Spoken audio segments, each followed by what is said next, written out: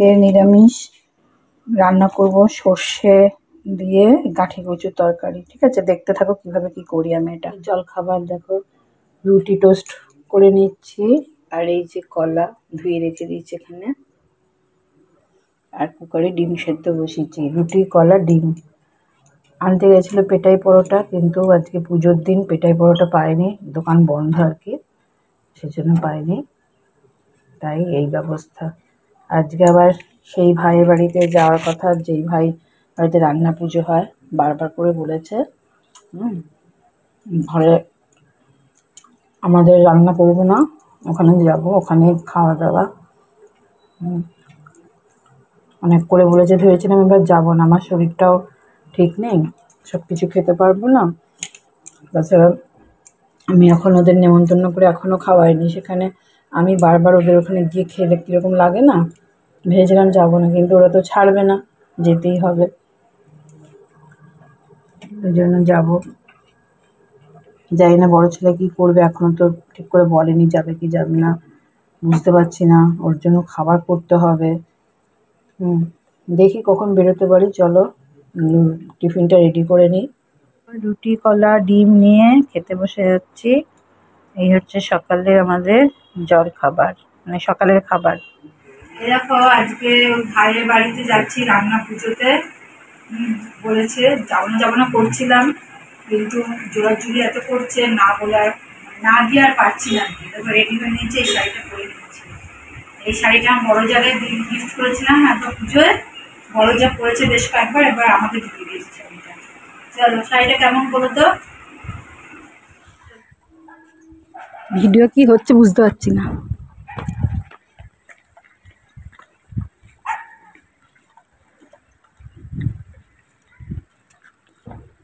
আদৌ হচ্ছে কিনা, দেখো পুকুরটা, দেখো কি সুন্দর স্বচ্ছ জল।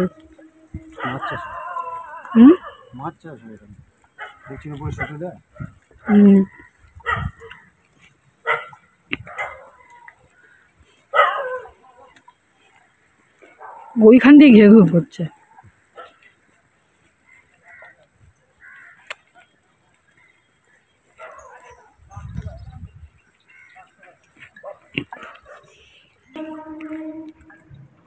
দেখতে পাচ্ছি না যে আমি আদৌ ছবি উঠছে নাকি,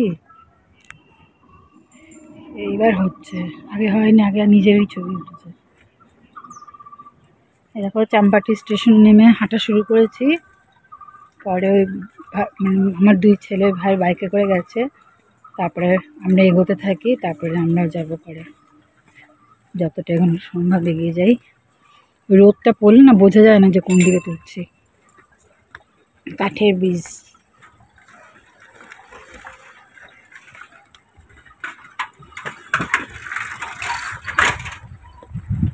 কাঠের একটা ছোট ব্রিজ আছে এখানে।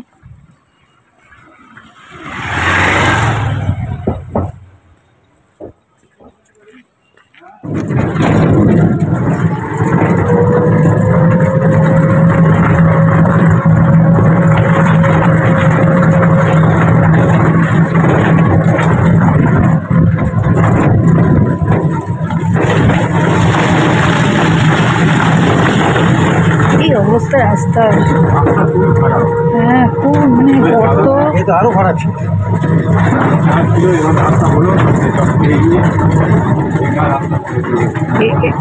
একটা বৃষ্টি ফেলেই সব, আরে শুধু খোয়া ফেলে পিচ ঢেল দিয়েছে, ব্যাস ওটাই নেই, উপরে শুধু খোয়া সরিয়ে দিয়ে চলে।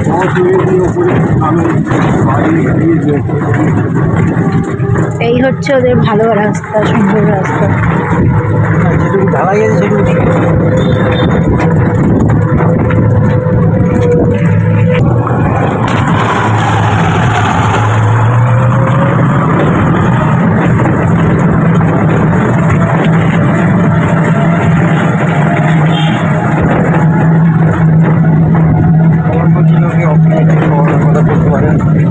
হ্যাঁ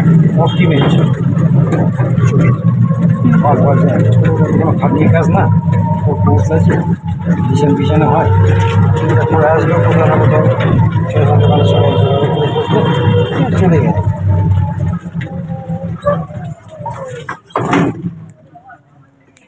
চলে এসছি।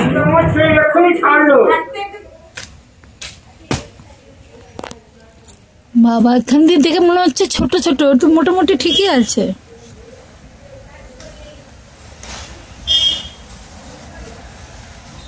লাগেনি তুমি যে বললে?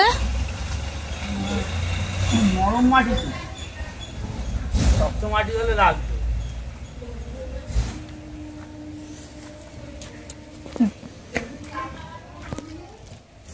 কাণ্ড দেখো, চেয়ার পেতেছে তারপরে আবার পারবে।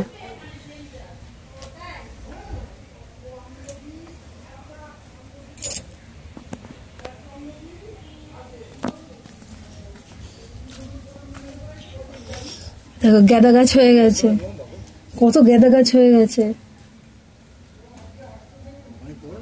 হ্যাঁ টিংটিঙে সরু, এই না ছোট ছোট তো পারবে কি ওতে?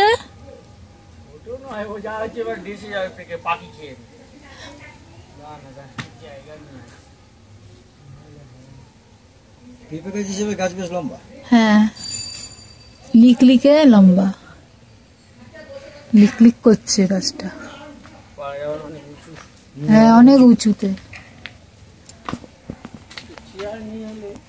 না দেখো বাতাবি লেবু পাড়া হচ্ছে, একটা হয়ে গেছে।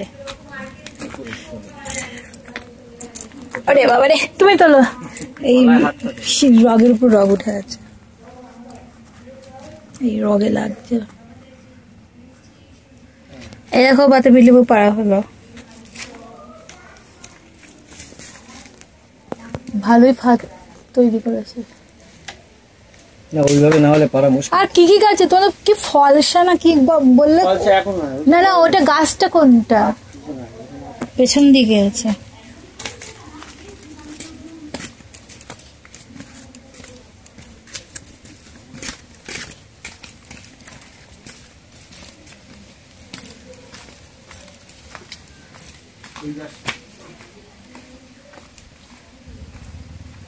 ও ওটা রিটায়ারমেন্টের পরে এখানে বাগান টাগান গুলো করবে, তখন সময়টা কাজে লাগবে। মাটি কিন্তু আমাদের স্কুল ওখানে মনে হয় ভালো না, যে গাছই দেয় তাই সবই দিকে হয়ে যায়। মাটি ভালো।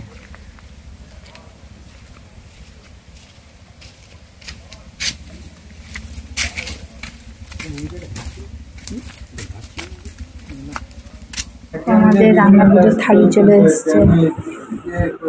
দিদি ডাল শুকনো, কচুর শাক, এটা একটা চচ্চড়ি, ডাটা চচ্চড়ি, এটা বাঁধাকপির তরকারি, এটা চিংড়ি ইলিশ মাছ ভাজা, আর এটা আর একটা ধোকার তরকারি।